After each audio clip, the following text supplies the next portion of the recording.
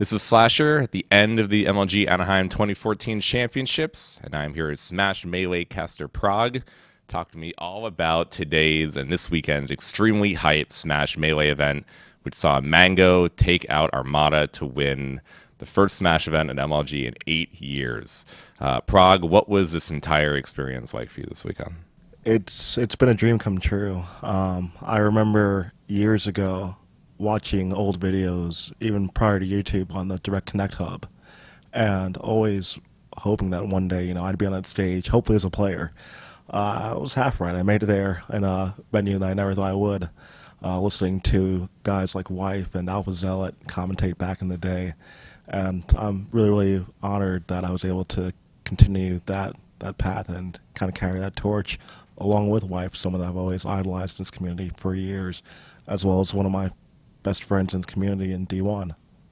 Now, Scar came on Live on 3, my show, this past Wednesday, and he swore to me that Mango was going to win this tournament. I mean, going in, I think PPMD was, everyone recognized as the favorite to win it all, and he did not even end up getting top 3. What do you think about the results this weekend? Well, Mango is always a volatile choice. He's, on his good days, he's untouchable.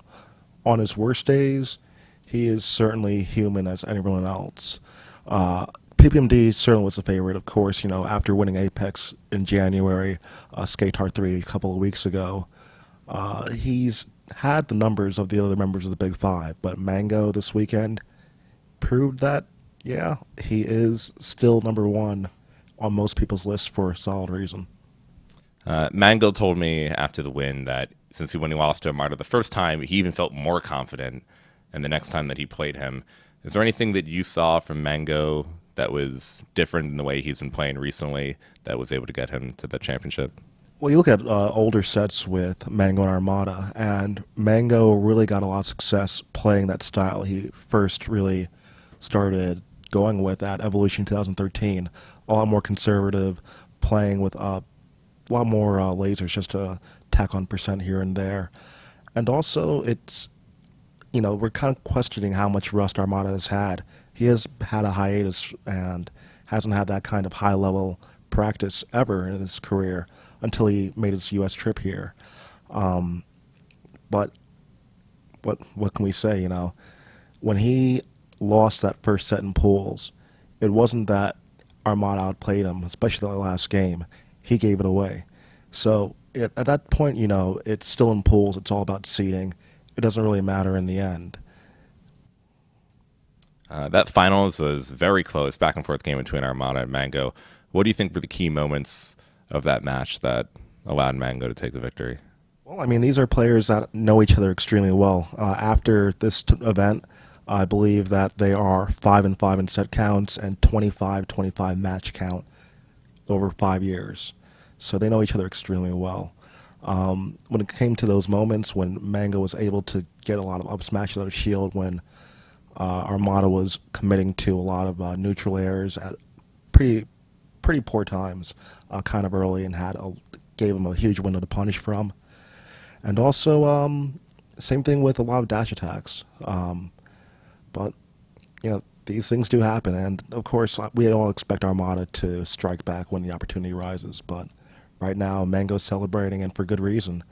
The monkey's off his back, some would say, because he had been packing up a couple of third-place finishes in grassroots events leading to the MLG. So this is definitely a huge win for him. And again, only 2 players in Smash history can say that they have won both Evolution and MLG. Ken has won, and now Mango can say he's done the same. Armada and Mewtwo King got second and third for Empire Arcadia. What do you think these results mean for that team, especially everything around Triforce and the way he runs the organization, just kind of the atmosphere of that team? Do you think the placements they had, although they didn't win, is going to be good for Empire and those 2 guys? Definitely. Those guys are part of the Big Five for a reason. They have been fantastic players for years now. Triforce definitely was doing his homework when he picked up those 2. And we always expect those guys to be in the conversation when the night is said and done. And of course we saw that when it came down to M2K and Armada again. M2K has not been able to pull together against Armada, his kinsmen in Empire Arcadia, one of their swordsmen, as Triforce would likely say. But it's so difficult to kind of get over that hump against someone that you've never been able to do it. And earlier this year at Skatar 3, he was able to finally beat Armada for the first time in 5 years. But it's about what happens on any given day. That was MTK's day, and since then, every other day, it's like the day before it, Armada has had his number. PPMD hadn't lost a major tournament this entire year. Speaking of Mewtwo King several times, he's talked about the roadblock that he's hit with PPMD, and finally, when it came down to it, when it really counted, Mewtwo King finally got over the hump and beat PPMD. What happened to PP this event? I think, it might have been, I don't even think it was the expectations. He had a lot of different things thrown at him, and it's kind of been an arms race with PPMD. Everyone knows how much prowess his Falco has. That Marth has started to come into its own over the last 12 months or so. But all that being said, we saw M2K going to his Captain Falcon, which we haven't seen in tournament probably since 2009.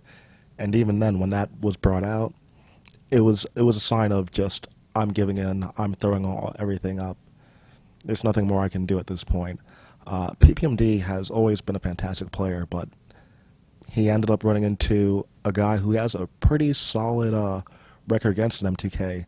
MTK was able to beat him in losers, and, Mango, I don't want to say he was embarrassed by PPMD at Skatar 3, but PPMD was looking fantastic then.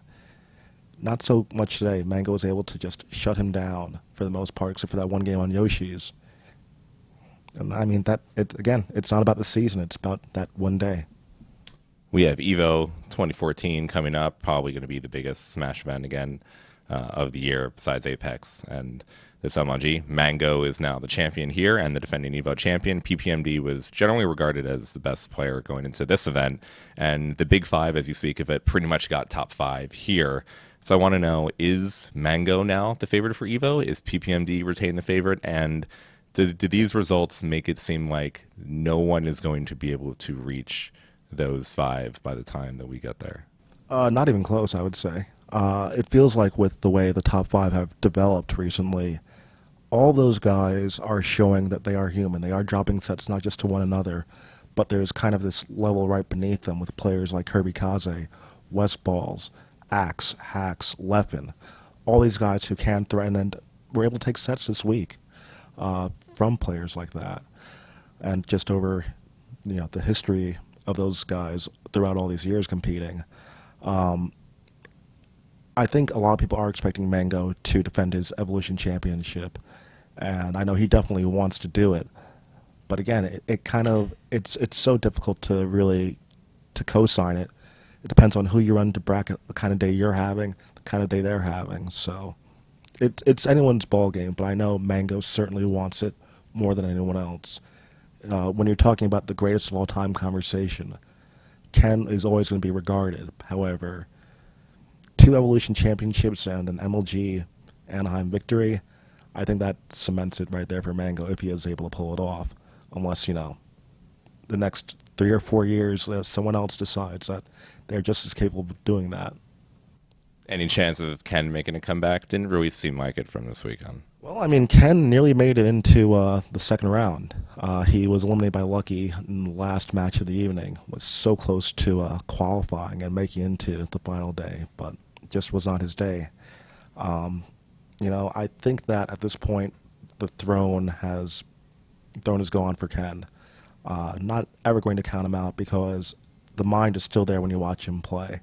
It's just a matter of he still has to play catch up to players that have been playing since he took his hiatus, and since these guys have been competing at a much faster rate than things used to operate at. So I don't think he's done. I think he can make a comeback. It's all about if it's in his willpower. We've seen Korean DJ kind of in the same scenario, although he's been slightly more active, and his results for the most part have shown that, because he has been able to keep pace with a lot of this new breed of players. So you went to E3 the week before MLG Anaheim to play Smash 4 and to cast it throughout the entire weekend. How was that experience of being in front of, those fans and working with Nintendo on the game that you've loved for so long? I will never even say it was a dream come true because of my wildest dreams, being a part of this community for so long. Getting that type of recognition from Nintendo it's mind numbing. No one could have expected that. But doing an event like that, it really it's special. It's a once in a lifetime opportunity, and being selected for that certainly is an honor, and it's something I'll forever cherish. I really don't have too much more to say beyond that about it. It was just amazing, speaking with all these individuals, and it's always a reminder that as many people we know that play Smash, there's so many different ways to play it, and there are a lot of those casual fans out there who don't even know we exist, and that's fine because there's no wrong way to play the game. So it's just amazing seeing the dedication of individuals, no matter how they play this game, which iteration of the Smash series they do play. It's just fantastic stuff. You got a little bit of time to play Smash 4. Of course, it's an alpha build. They're going to go back and work on it more, add more characters. I talked to you a little bit about it on Skype before, but since we didn't get a lot of those details out, I want to know what your overall general impressions are of the game and really as a competitive game. Okay. I'd definitely say, when it comes to Smash series, any title can be made competitive just because of the heart of anyone that's involved in it. I feel like it's maybe 2 or 3 tweaks away from being kind of that perfect balance between Melee and Brawl, where it's going to be accessible for anyone that wants to play it and a lot more appeasing to the eye for viewers at home and things of that nature. I definitely think it has a lot of promise, and even if it doesn't end up making those tweaks, it already has the eyes of a lot of players who are looking to make that transition. I know Mango and Mewtwo King and Armada have both said off the bat they want to take a year and they want to be the best at that game. And when you hear those names, along with a lot of players like Zero, like Esam, Ally, a lot of the Brawl Old Guard are ready to dominate that game out of the gate. I think it definitely bodes well because those guys have experience in tournament play. They're intelligent players, and they know how to adapt to this new era. So I think that it definitely bodes well for the future of the game competitively. Will it be another Melee? It doesn't have to be. It shouldn't be. We shouldn't be expecting that. But it's definitely something I'm looking forward to, and I'm hoping that Lula Mac gets slightly better. Is there any 1 or 2 things from the early version that you saw that you would like to see be implemented in? Personally, I felt like this is already a really, really ground-oriented game. We already saw that tripping was removed, which is a godsend in most people's eyes. But I kind of feel like it's begging for another movement option on the ground.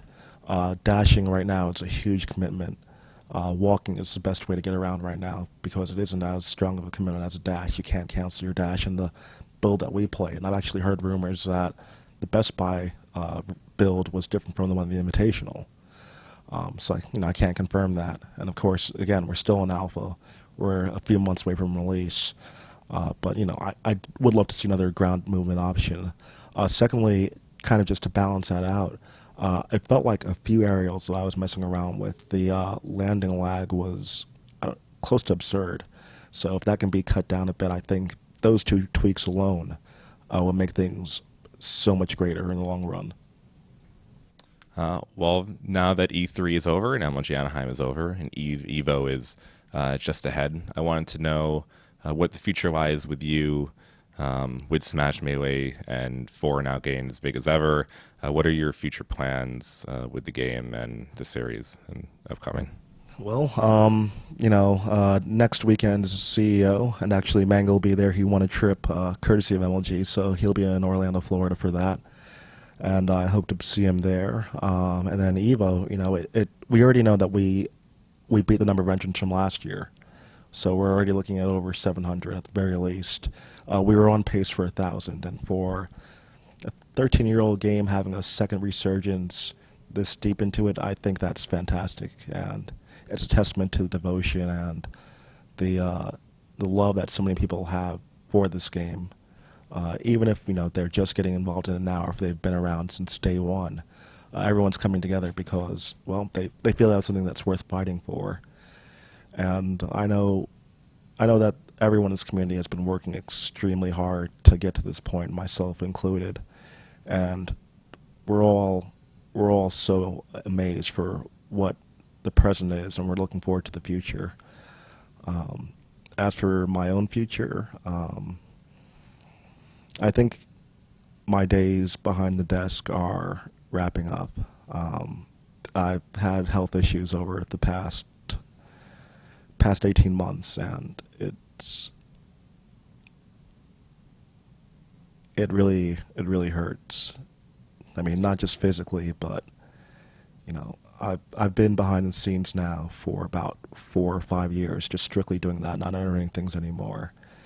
And finally, we all make it to this point, and I'm so proud of everyone that's worked hard, no matter how much or how little they've done. They just want to see us improve, and they know what it took to get to this point. And weekends like this, I wish that I was 100%. I was able to give my all, and I can't do it anymore. And it sucks. It really sucks. I'm